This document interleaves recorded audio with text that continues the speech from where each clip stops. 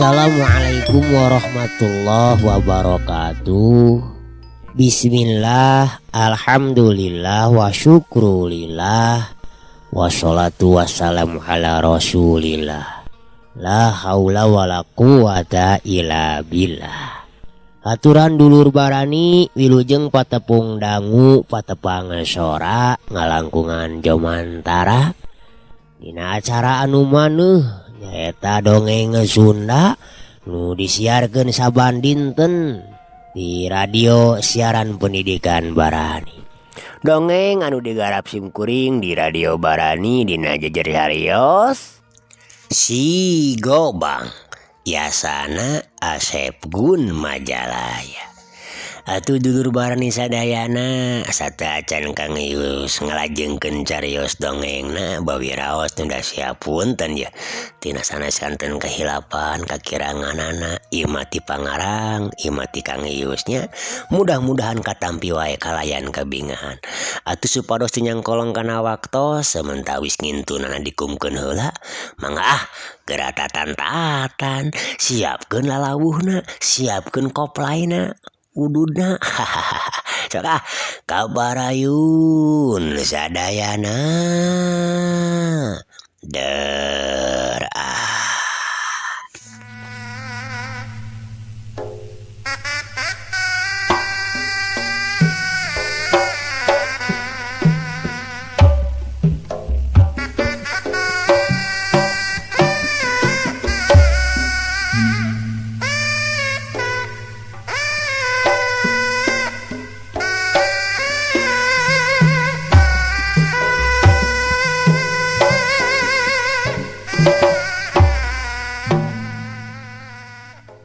naon atuh maksud anu sabenerna pangna abah ngiwatan budak-budak parawanti unggal lemur teh bah keur naon keur pamajikaneun lain namun loba-loba teuing penyakeun batur atuh bah jabada salah deui ari carana kitu mah ngarang-ngarang rumah tangga mah ulah aya sistem pamaksaan make jeung di peralingan bah teu meunang kitu hantu sae batur ge loba keneh bah anu harayangeun ari abah hawak jaba abah teh geus kolot kitu nah kiateun gitu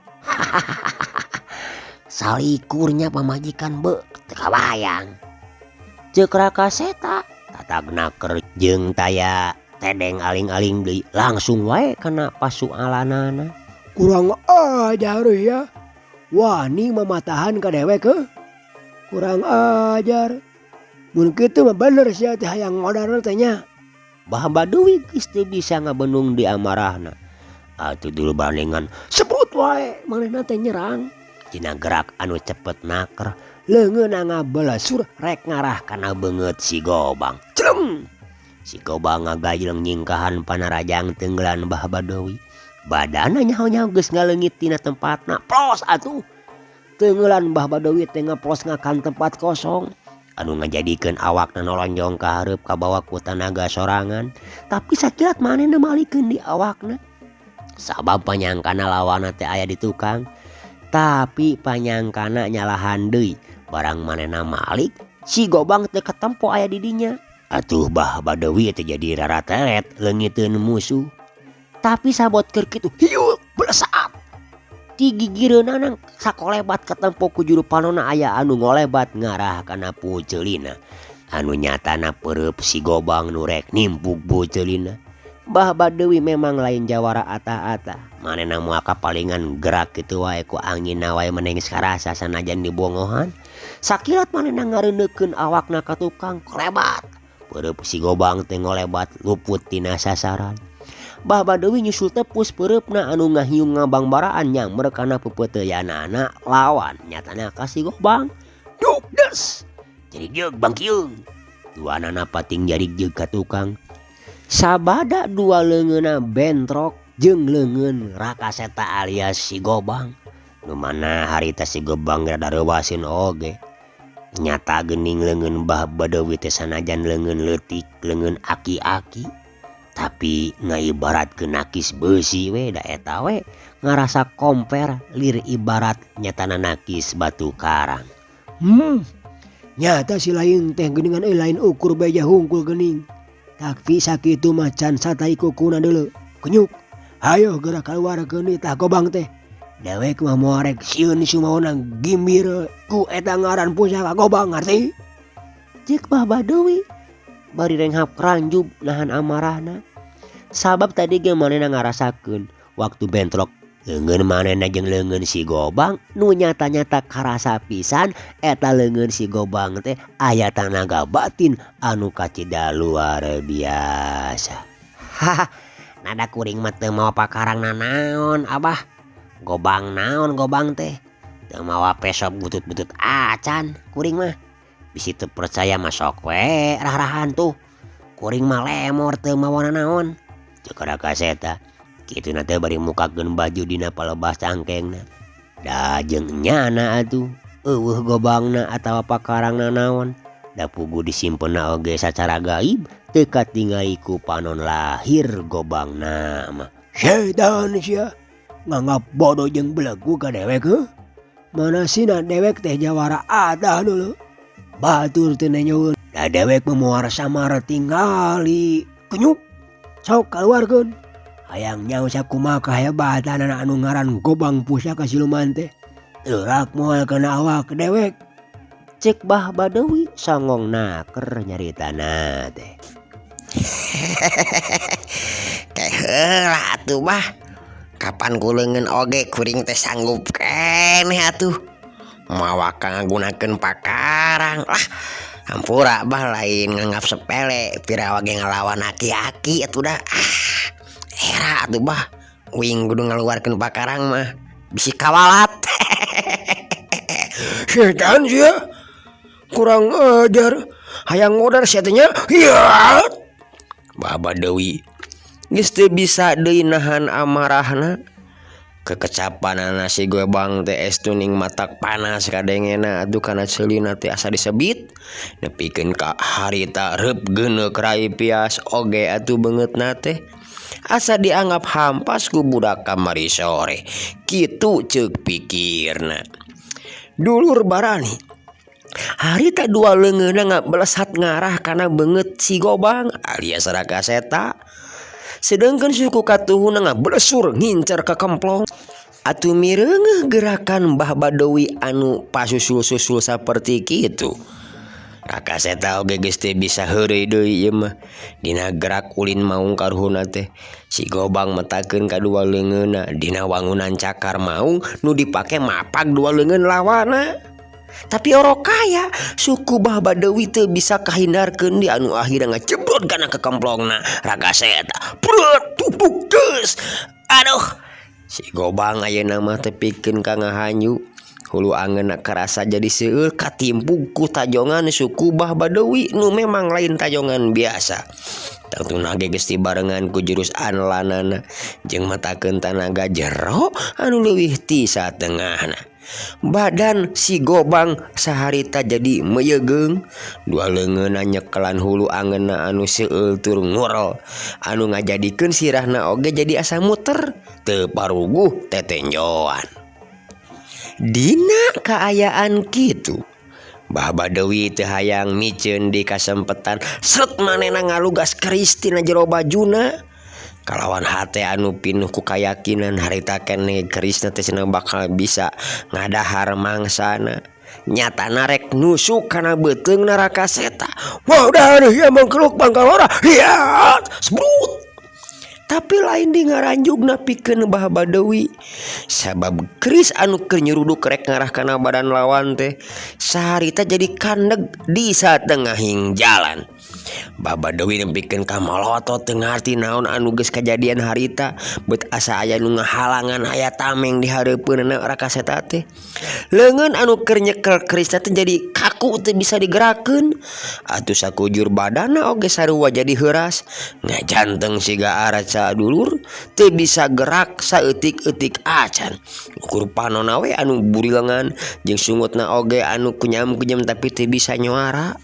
Dulur barani si Gobang anu harita karek ajeg dina kuda-kudana sarua manehna ge ngarasa heran tur kagetna barang ningali kayaan Mbah Badewi anu ngajanteng dina posisi leungeun katuhna nyologodor ka hareup bari nyekel keris. Kunaon cenah ita kieu teh euy, teu pupuguh ngadon ngajanteng jiga kitu. Kitu kaeunteupan ku juri jarian mah.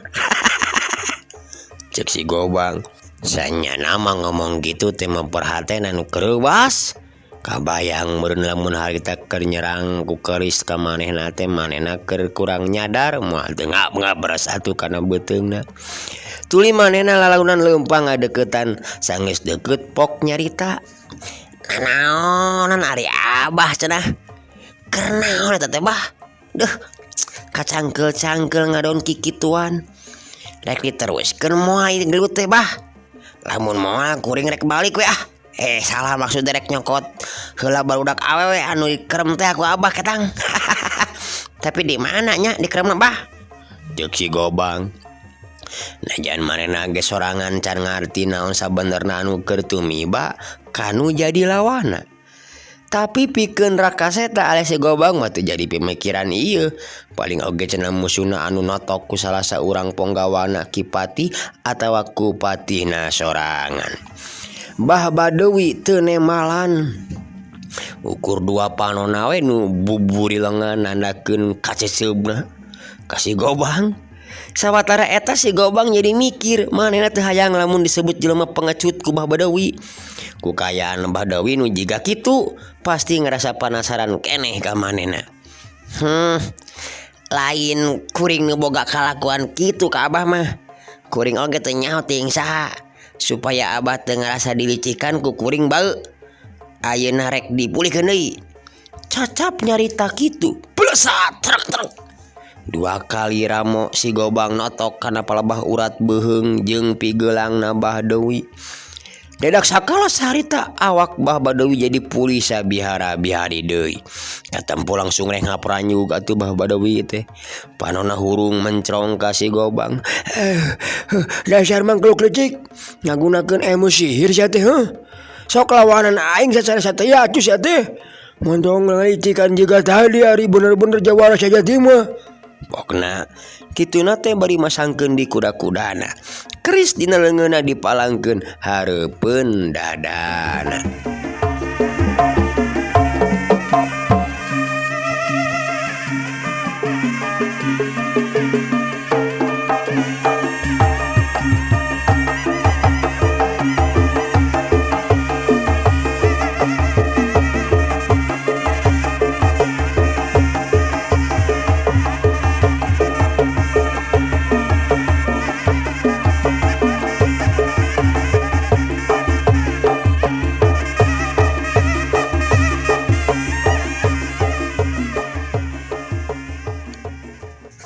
Dulur barani nu saati kanca dangu nu satuhu baraya nu satia di mana bae ayana antukna ngan keur we duanana teh galungan ragot naker duanana sarua pada karsit jeung carepet naker dina ngagunakeun jurus-jurusna. Mbah Badewi memang lain jawara kamari sore. Manehna geus weureu ku mangrupa-rupa pangalaman di dunya kajawaraan. Sidengkeun kapan Rakaseta manajan manehna kawilang ngorakeun oge. Tapi ku gemelengan ilmu pangaweruh tinu jadi akina. Jadikeun tingkat pangadewasana teh bisa disebutkeun sajajar jeung Mbah Badewi. Tapi sanajan manehna kabeunangan kitu Dulur Barani masih keneh sanggupeun manehna nyerangkeun narajangkeun peureub kencana ngabalasur kana si Rakaseta. Orok kaya tuh Raka Seta teh cileureun lep manehna ngalok. Palebah di dulu barani Raka Seta ngagunakeun deui nyatana jurus analanana anu kadua monyet ngemil. Leungeun kencana semunyiku dituna di luhureun si hari pake nakis. Cuk. Harita katempo beuteung geus eueuh aling-aling deui laju. Pereup Raka Seta kenca katuhu kena pisan kana beuteungna Bah Badawi. Dulur barani nyaan kuatna teh ieu Bah Badawi sakitu tadi pandi kanca beuteungna teh kenca katuhu pereupna Raka Seta dina jurus batu nunggul tuluy ditungtungan ku basetan suku. Memang eta ge nyerosot jeung nangkarak tapi nyaan kuat teh jog celegedeg dewe nangtung. Kalayan saya enggak dina pasangan siga anu teu diteungeul naon-naon we jag-jagna teh. Nah atuh ari keur kitungan beuleuh sehat teh dulur barani. Kerisna teh dibelewerkeun dibaledogkeun kana palebah beungeut Raka Seta alias si Gobang. Puguh we lain di ngalenyapna teh si Gobang teh atuh. Sabab saeutik oge manehna teh nyangka lamun lawan teh bakal ngalakukeun hal sarupa kitu ka manehna. Untungna we Raka Seta teh masih bisa ngawasakana dirina. Dina gerak ulin maung karuhun ocon, awakna sakilat ngagorentel ka handap. Saterus sukuna dibabadkeun kana suku lawan anu katampona can panceg dina kuda-kudana. Pluk, jebrot koleang gubrak di bae dulur barani. Awak Bah Badawi kontan ngagubrak nangkarak bengkang deui sabada sukuna beunang direngkas ku suku Raka Seta. Nah atuh mancela gedeg di bae manehna teh udang deui. Harita Raka Seta ngajelegedeg deui nangtung. Saterusna ajeg dina kuda-kuda papelong-pelong jeung ieu Bah Badawi. Ngan harita mah Bah Badawi geus lemor teh nyeklan keris poknya dita bari jeung renghap ranjug meureunahan ka nyeri ayeuna mah. Kurang ajar sia. Bang ya teh kurang aya yang modar gua aing bodaran sia. Aduh. Kunaon Bah? Dikeun ripuh kitu. Deuk dituluykeun moal itu gelut teh euy. Mun pengisu keneh atuh. Cek Raka Seta mah panas ka Bah Badawi. Atuh Bah Badawi teu nyarita harita mah pas ngareret ka gigireunana aya keris manehanana dicokot tuluy eta keris teh disesepkeun kana balik bajuna. Raketek ayeuna mah dua leungeun dipalangkeun hareupeun dadana. Panonna dibeureumkeun bibirna katingali kunyam-kunyem. Kumisna anu bodas semu beureum teh katara renyuan atuh jiga papatong rek hiber gunadi. Da mangga aturan Atuh si Gobang ukur merhatikeun kana naon rupa nu keur dilakukeun ku lawanna. Tapi sanajan kitu manehna oge geus sayaga pikeun ngayonan naon anu bakal dilakukeun ku musuhna harita. Agah yeuh sia ajian aing anu mana can aya hiji jalma bisa salamet ku ajian aing nu bang aingna ieu teh yeuh. Ajian gelap nyawang nu baris ngadurut nyawa sia. Hiya! Pelesat hiu. Dua pereupna anu geus dieusi ku ajian anelanana langsung nyeleber rek neumrag kana dada Raka Seta. Sit hiu. Angin sambaranana karasa ngahiuk ngabangbaraan. Cing sirining teungeulan Bah Badawi harita teh lain teungeulan anu biasa. Nyatana teungeulan anu geus dieusi ku aji gelap nyawang anu jadi anelanana. Atuh si Gobang teu ngejati na tempatna. Dua cakar leungeunna ngablesat mapak dua leungeun lawan anu geus nyampe ka hareupeunana. Kajadianna teu wudu matak ahengna atuh dulur barani nalika tepungna ieu dua kakuatan Raka Seta jeung Bah Badawi kontan langsung awakna pating jarig jeung ka tukang. Bah Badawi ngarasa dua leungeunna panas jeung nyanyangutan. Tapi Raka Seta mah sanajan kuda-kudana jadi pajeng jaroge manehna teu ngarasa naon-naon kana leungeunna.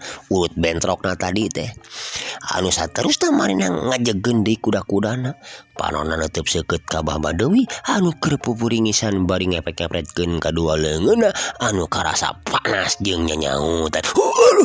Panas, panas, aduh, nyaan sia lain beja geuning ieu mangkeluk teh anu nela si Gobang teh euy sanajan budak ngora keneh oge euy geus ngagem rupa-rupa jus anu teu bisa dianggap enteng deui komo lamun nepikeun ka matakeun Gobangna aduh tapi hayang nyaho lah ku aing rek diayonan ieu najan nepikeun ka tutumpuran oge ceuk bari basana mah era aing kudu murid aing ieu namun nepikeun ka rubuh ku ieu mangkeluk mah aduh anjeun gelap nyawang aing nepikeun ka eueuna naon kieu aduh cenah ceuk ieu Bah Badawi ngagarendeng sorangan murukeun teu kadengeun meureun ku Rakaseta pok atuh Rakaseta teh seuri ngomong naon apa babacaan wae sok-sok lah mentong humor mirip kitu atuh aidek nekad mah moal ngeunjat sok maju deui lah kaluarkeun jurus-jurus jeung ajian Abah anu pangsaktina teh me teu paeh panasaran. Ceuk si Gobang terus mapanas lawan sret Bah Badawi mesat deui kerisna tina sangkengna nu tadi geus aya disusupkeun dina bajuna teh terus tungtung nama diantelkeun kana irungna bibirna katampo kunyam-kunyam deui beres mapatkeun ajianana belesat wush keris dina leungeunna teh ngabelesat rek ngarogok kana beung Rakaseta kalayan make kacepatan anu luar biasa da eta we hampir teu katuturkeun ku awasna panon Rakaseta untung we dulur barani kira-kira meureun aya sameter deui kerisna ieu Bah Badawi rek nepi kana badanna Rakaseta ari duar teh di luhur langit aya sora gelap anu ngajeleger ka cida tarikna bareng jeung leungeun Rakaseta ayeuna geus nyekelan Gobang kabuyutanana pas lagu nepi eta seranganana Bah Badawi kerisna ditagis ku Gobangna ieu Rakaseta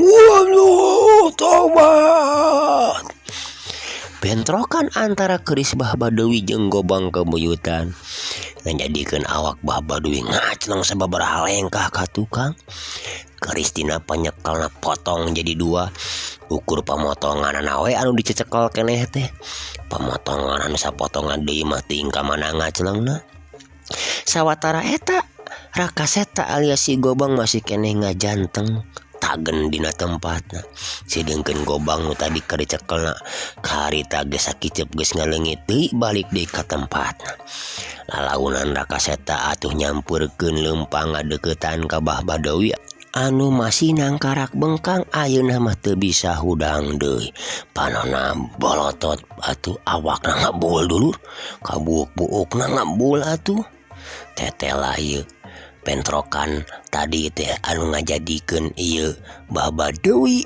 taya daya deui taya tangan pangawasa cacakan ku Rakaseta teh tadi Gobang nangan saukur satengahna dikahareupeun teh henteu langsung dirogokeun atau disabetkeun kana awakna geus sakitu kajadianana ampun jang ampun ulah dipaehan duh abah hayang keneh hirup nyata geuning salila hidup teh sakti mandraguna ujang cek Bah Badawi kituna teh teu sirikna acong-acongan harita nyembah bari sumengirnahan ka nyeri maksakeun hudang. Tadi basa mimiti ka dieu kuring geus nyarita sacara hade-hade ngeunaan pamaksudan kuring Abah saha nu mimiti ngajakan ribut barina oge di Abah teh atuh ayeuna mah sok tuduhkeun di mana Abah nyumputkeun barudak awewe anu meunang nyulikan ti lembur teh ari hayang salamet gitu oge Abah cek Rakaseta tanles atuh anu saterusna Bah Badawi teh nyita ka anak buahna sangkan nuduhkeun tempat manehna ngurung para wanoja anu meunang ngiwatan ti sababaraha lembur dulur barani antuk nama eta barudak awewe teh kabeh dibawa ku Rakaseta kaluar ti eta leuweung panyicinganana Bah Badawi laju muruk ka lembur-lembur wanoja anu ditulungan ku manehna. Da lain ti lembur jonggol hungkul gening barudak awewe teh nu dicarulikanana ku murid-muridna Bah Badawi teh.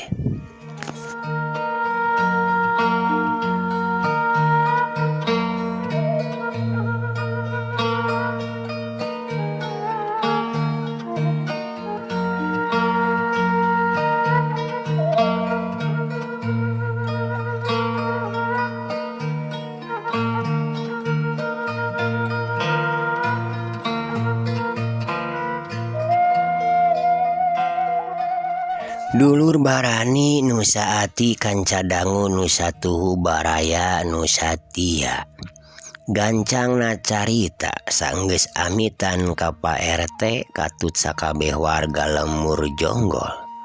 Rakaseta terus nyuluykeun deui lalampahanana. Atuh Pak RT jeung urang lembur dinya teh kacida pisan bungaheunana. Malah ti harita pisan Pak RT aya paniatan dek ngadatangan ka Bahdugala cenah sono salaku guruna baheula waktu diajar silat. Nya Rakaseta ge atuh tungtung nama init kalayan dipapageun ku paneuteup urang lembur jonggol. Dulur barani wanci harita geus liwat wanci asar. Si Gobang geus aya di satengahing lalampahanana. Manehna keur lempang mapai-mapai pasir anu brasna asup ka pileuweungan. Si Gobang ngabogaan pirasat yen manehna poeta kudu ngajugjug ka karang gantung deui pikeun ngajorak deui ka patempatanana Kiteregos Hideung. Manehna oge can bisa ngira-ngira nah aya naon sabenerna di tempat Kiteregos Hideung teh nepikeun ka hatena keukeuh ngajurungkeun kana datangna kadinya. Cag lalampahan Rakaseta alias si Gobang urang tuna heula di handeuleum sieum, urang tuna di hanjuang siang paranti nyokot tinggalkeun ka payun urang guargeui. Ayeuna urang nyaritakeun kaayaan di karang gantungna. Nyatana tempat pamatuhan Kiteregos Hideung jeung balad-baladna kurang leuwih geus samingguna Kiteregos Hideung kana waktu harita teh nawan atawa nyulik nyikiranti ti lemburna nu pamaksudanana tayalian rek dijieun eupan supaya Rakaseta datang ka tempatna. Tangtuna lain rek disinghareupan sacara jantan atawa nyatria. Da puguh manehna mah geus teu untupan deui ari kudu adu hareupan mah sacara langsung. Geus sababaraha kali bentrok oge geuningan geus bukti pisan katut sakabeh anak buahna pisan ge meh-mehan bari nasa teu mampu ngayonan pangadiwasana jeung kasaktianana Gobang kamuyutan nu dipiboga ku Rakaseta. Kiteregos Hideung abogaan maksud anu licik. Nyatana manehna rek ngajadikeun Kiranti sangkan Rakaseta nurut jeung patuh ka manehna. Sabab lamun henteu manehna rek nyingsieunan Rakaseta sangkan anak buahna mateni Kiranti. Kitu nu aya dina otak licikna Kiteregos Hideung. Tapi nepi ka danget harita anu ditungguanana can aya jebul keneh wae. Lila-lila Kiteregos Hideung ngarasa jengkel jeung amek ka Rakaseta. Nu ceuk pamikirna teu paduli ka budak awewe anu keur dijadikeun tawananana. Kocap dina hiji waktu harita teh pas sore. Langit di luar masih keneh caang panon poe cahayana ngempur koneng geus condong kabeh kulon. Sakedeung deui oge surup. Sabada sapoe jeput mancen gawe ti Hyang Agung. Nyaangan sapangeus si alam marcapada nyaksian sakabeh makhluk anu kumelendang di muka bumi ngalaksanakeun kahirupanana. Dina kaayaan kitu katingali di tepas imah Kiteregos Hideung aya sababaraha anak buahna anu keur ngarumpul. Di antarana aya Ki Darsim, Ki Saroji, Ki Suwadma, malah Ki Komod ge aya di dinya jeung sababaraha baturna anu lian. Kamana heula tadi cenah Ki Guru teh Saroji? narek aya naon nu sabenerna pangna ayeuna ditah ngumpul teh nya euy. Ceuk hiji lalaki anu jangkung badag dua tayaliana si Darasim nyarita ka baturna nu katelah si Saroji. Dega deui ngadu kuring oge teu apal rek naon-naonna mah kuring oge tadi dibeja ku si Komod ka dieu teh. Ting rek naon cenah Ki Guru teh. Cingan rek naon cenah Mod. Ki Saroji nepakeun pananyana ka Ki Komod. Alah, sarua we kuring oge teh nyaho rek aya naon-naonana mah. Alah, ngan dititah we ku Ki Guru nya nida ngumpulkeun babaturan urang kabeh. Alah, tapi anu lainna mah cenah can kadarieu geuningan. Tadi teh ka warung heula meureunnan Ki Guru teh. Alah, nyebutkeunna mah rek meuli ududeun cenah. Alah, cek Ki Komod sakalian ngajawab pananyana Ti Darasim. Sabot keur kitu rong heap anu keur diaromongkeunana teh datang kalacat kana golodog tepas ge diuk dihareupeun balad-baladna. Kemarana anu lainna aduh hina geuningan ukur aya saeutigan ari si Ki Suhinda jeung sajena geus dibedaan can tadi kumaneh kamang. Tanya Ki Teregos Hideung ngareret ka Ki Komod.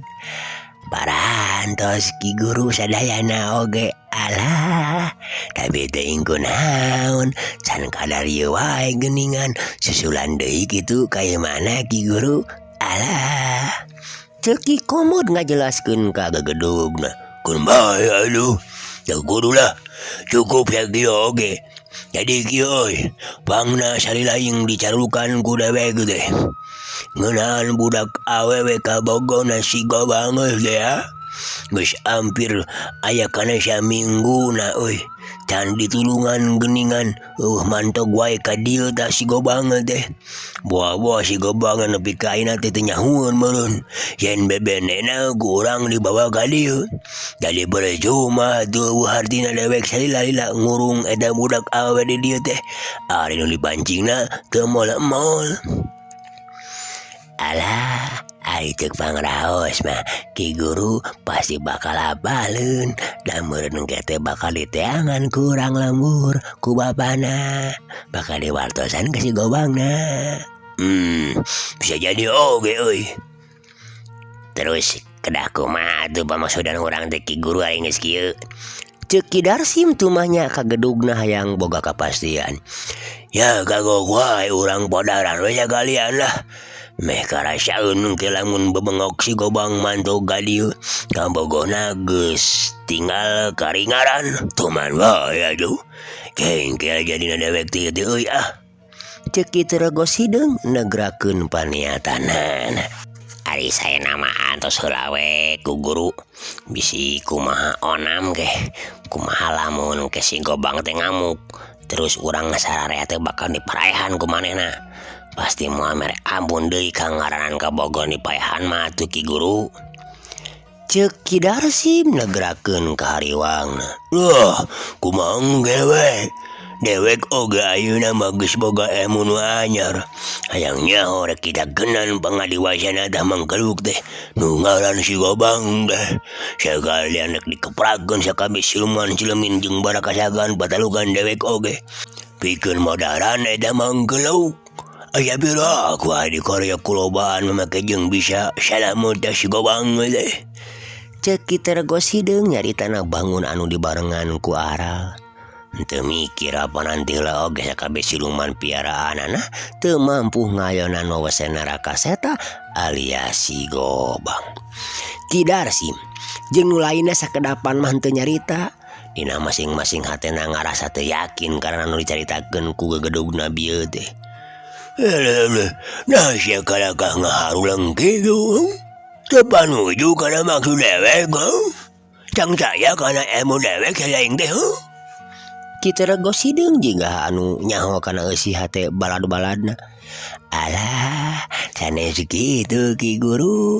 Ari kanggo simkuring mah jeung batur-batur simkuring mah kumaha dena we, kumaha Ki Guru we, bade kitu ke, bade kieu ke. Pokona mah kumaha Ki Guru. Jadi iraha atuh lamun kudu disampurnakeun teh ame eta budak awewe teh Ki Guru.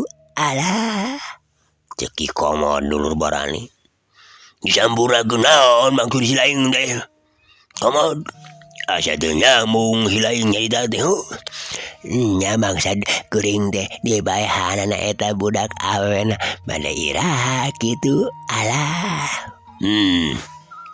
Anu jelas atuh nyarita teh Komod. Di podaran we kitu. Nya ayeuna we sekalian. Cuk bawa ka dieu mangkelukna urang pencit ku dayo sekalian. Kebeheungna anterkeun ku si laing ka indung bapana ka lamur babagan jaro. Meh karasaun ngareul teh. Ceuk kitu regos hideung. Kejem pisan. Taya ras-rasan abong manusia jahat. Boga niat kitu teh memang geus buleudik pisan dina hatena. Dulur Barani nu saati kanca dangu nu satuhu baraya anu satia geus teu lele da deui atuh. Ki Darsim teh langsung wae ngoloyong muru ka kamar tempat anu dipake ngerem Kiranti teh ya. Tapi barang Ki Darsim mukakeun panto kamar, kasampak di jero kamar teh geus kosong. Kiranti geus eueuh di dinya atuh. Nyapu gue lain di rewaseunana Ki Darsim teh. Tuluy manehna nyingkap-nyingkapkeun reregan lomari tempat neun bapakaianana dibukaan. Tapi lebeng anu di teanganana teh tapak-tapakna acan. Sajongjongan mah Ki Darsim teh ngadon ngahuleng. Panonna rutret ka sabeudeureun kamar. Breh kumanehna katingali bilik tukangeun lomari anu tadi lomarina disedekkeun teh kumanehna aya tapak ngajebol. Bolong sagede sirah jalma dewasa. Aduh, masalah deui pasti ngalewatan bilik anu jebol ieu ye. Kaburna teh. Rek gitu rek kieu aing kudu sagancangna bebeja ye ka Ki Guru. Rasaan mah da acan lila kabur teh. Sabab tadi ku aing ketemu aya keneh di kamar basa aing ka dieu teh. Atuh sanggeus kagerentos kitu mah terus we Ki Darsim teh kaluar nyamperkeun deui ka Ki Teregos hideung bari pok nyarita di barungku rada hariwes-wesan. Aduh, cilaka Ki Guru, cilaka ieu mah budak awewe teh eueuh. Ceuk Ki Darsim bari gek diuk terus nangtung jeung ngajanteng. Siga nu samarampa samarapola. Oh, kumaha maksud si laing teh Darsim? Ki Teregos hideung malotot ka Ki Darsim. Atuh salarea nu aya di dinya ge jadi mencrong ka manehanana. Ngarasa penasaran we kana naon anu dicaritakeun bieu ku manehna. Nya basaku kuring di teang ka kamarana kasampak teh geus kosong. Eueuh budak eta awewe teh aduh. Ngan palebah bilik we anu juru kidul katampo jebol. Pasti kabur ieu mah. Kaburna ngaliwatan bilik nu molong eta. Ceuk Ki Darsim ngajelaskeun. Kurang ajar setan teh.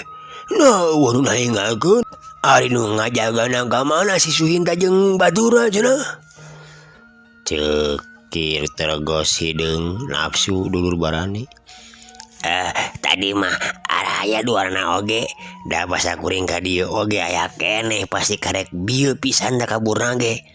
Sabot urang keur ngobrol di dieu. Jigana rencepan eta awewe teh ngajebol bilik kamar. Pasti da acan jauh keneh ti dieu ge. Kumaha tuh Ki Guru? Ki Darsim minta kaputusan ti gegedugna. Balagu galakannya nyakeun kumaha tareangan ayeuna geuning oge ku salarea. Amun bener mah ceuk si lain jang jauh. Kudu kapanggih si awas. Ju buru-buru aya di teangan ka ditu. Dulur Barani teu kudu dua kali marentah. Kabeh anak buahna tarurun ti tepas anu saterusna bermaluruh nyi Kiranti kaunggal tempat anu sakirana kaliwatan ku Kiranti. Anu ka kaler, anu ka kidul, anu ka kulon jeung anu ka wetan. Dulur Barani, ayeuna urang caritakeun anu keur di teanganana nyatana nyi Kiranti. Nalika tadi kita regos hidung keur babadamian jeung balada Kiranti teu ngadengeun malah waktu kita regos hidung nyaritakeun rek mateni ka manehna oge jelas pisan kadenge ku manehna teh. Ku hal eta pisan Kiranti jadi nekat kabur ti kamar pangremanana ku cara ngajebol bilik Amar tadi ya. Anu mana dulur barani sabenerna niat rek kaburna teh geus direncanakeun ti anggangna keneh ge. Tapi da biasana mah unggal poe ge unggal peuting ge eta kamar teh sok dijaraga. Nyatana ku balad-balad kitu regos hideung. Untungna pas waktu harita mah nu ngajaragana teh keur areueuh. Kasempetan ade atuh sarupa kitu mah ku Kiranti teu dimangpaatkeun. Coba manehna ngarasa sieun ngadenge kitu ti kita regos hideung. Jigana tanjan harita aya anu ngajaga oge manehna tetep wae bakal kabur ninggalkeun eta tempat. Waktosna dulur teu karaosnya parantos seep cag atuh carios dongeng Sunda si Gobang urang cekapeun heula dugi ka dieu. Insyaallah menawi Allah ngarasakeun enjing pagete urang teraskeun deui. Kang Ius ngaturkeun sewu nuhun. Undur kantun dulur. Wassalamualaikum warahmatullahi wabarakatuh. Permios.